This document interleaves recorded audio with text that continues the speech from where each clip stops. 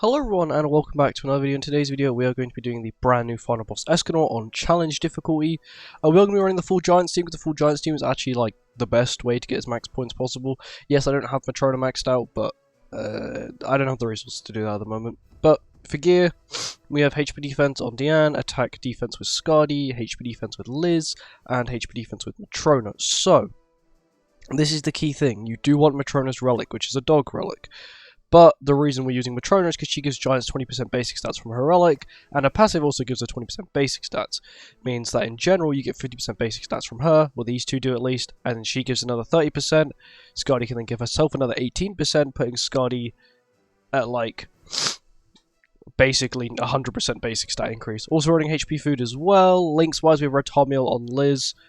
Mainly because if you don't have a stance up, it would automatically go for Liz, because Liz has the lowest stats, because of course these guys are being boosted by each other, and Liz is only really boosting herself. And yeah, that's it for the oaths. We're using without Lilia, 10 turns, and then defeat with an ultimate move. There is a little bit of RNG that is involved in this, which is slightly unfortunate. But if I don't get like quite high points in this run, I also do have a run of me getting high points, or not me getting high points, but me ending it with high points. So you can sort of see what I did. Such a quite good start. Basically, turn 1, what you really want to do is you want to get it below 30%. So let me explain how this boss works. It doesn't have a damage cap, but if you get it below 30%, it gets invincibility for 2 turns. Also, it does extreme amounts of damage to demons. It gets more all stats when he has ultimate, but that's fine, doesn't actually do too much damage. And he gets 50% more lifesteal when he's below 50% HP. Which is fine.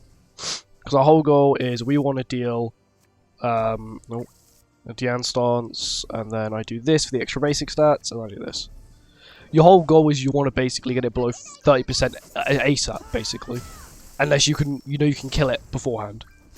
So on my recent run, on my highest current run, I got Diane's ult on the second phase and just one-shot it basically.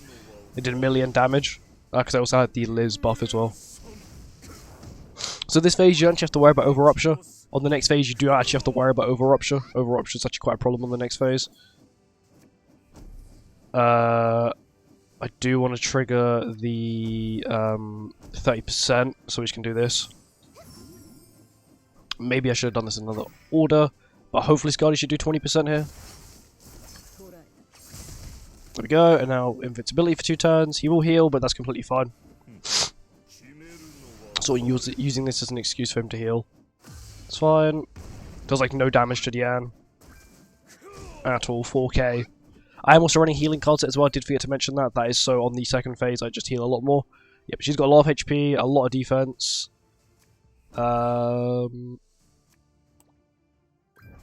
Let's actually get her ult, and then I will play this as well just to get rid of it. Because the debuffs, so on this phase, the over-rupture skill is the exact same animation, but on this phase it actually removes the buffs, so I'm not too fussed. So he might do it this turn. No, that I think it removes my buffs anyway, doesn't it? It's ignite, but it should. Yeah, let's see, it removed all my buffs, which is fine. Doesn't actually bother me. Okay, that does irritate me though. I can remove their buffs, do this, and then we do this. Hopefully this should kill. So they'll give us some more basic stats. Skadi, quite nice damage, and now Diane will actually be hitting very hard. She might actually kill. There we go, 236k is very good damage for Diane. I also preferably want to keep it an extra stance skill. Do I have max Liz passive yet? I do not. Okay, so we will use that skill.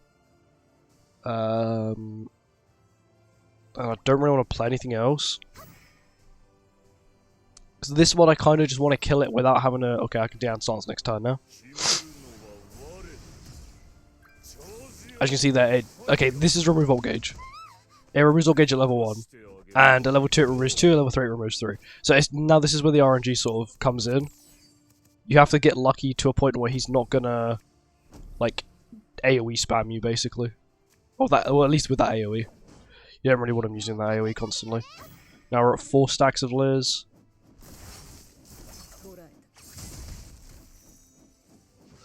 Okay, now this turn is where I can push for ultimates. That's fine. He should heal a nice chunk. Actually, we're still full HP because we got the healing card set. That is over rupture. What I will do is remove alt gauge, Liz skill. Actually, I can just move merge and then play, and then they'll give me then the 2 ultimates without with basically me guaranteeing that I won't do too much damage. As long as he doesn't remove my ult gauge, which he might not, he might. This is the problem here, is that he might not. Face tank, nice one, Diane. Okay, so yeah, and now we win. Because we have a Diane stance up still. Now what I can do is just this. I should have max stacks now. I'm not going to cleanse, because if I cleanse I'll remove the debuffs off of her, which actually will lower my damage. And then we do this as well. This should kill, so this ultimate itself will give me attack related stat boost, and now this will kill. 889k, which isn't bad. I think last time I had max Scotty stacks as well. But it means you don't have to go through the invincibility and basically store another 2 turns, which can be kind of irritating. Yeah, 6.1k. I don't think it's my highest. Of course, I still didn't do the remove buffs, because the only problem is that when he gets above a certain amount of ult gauge, he removes it, which is sort of irritating, because, you know, it's so many buffs he removes. But of course, you can go that, and then the ult gauge decrease you can do with Diane as well, if you wanted to stall for longer, really. But I think this gives me like top 10%. I'm pretty sure. Yeah, top 10%. That's all that really matters, is that you get top 10%. The other rewards aren't really worth it. As long as you get top 50%, that's all that actually matters. Actually, here this is the top team. You can also use the goddess team as well, but it's a little bit more RNG based because you have to deal with over rupture. Basically, you have to use all your buff skills in the first phase. If not, you basically get insta killed on the second phase. But yeah, of course, like the rewards wise, the only thing I really miss out on is the SSR pendants, which I'm not really too fussed about. But yeah, just make sure that you get at least in the top 50%. And yeah, thank you for watching. I hope you guys enjoyed. I'll see you next one. Goodbye.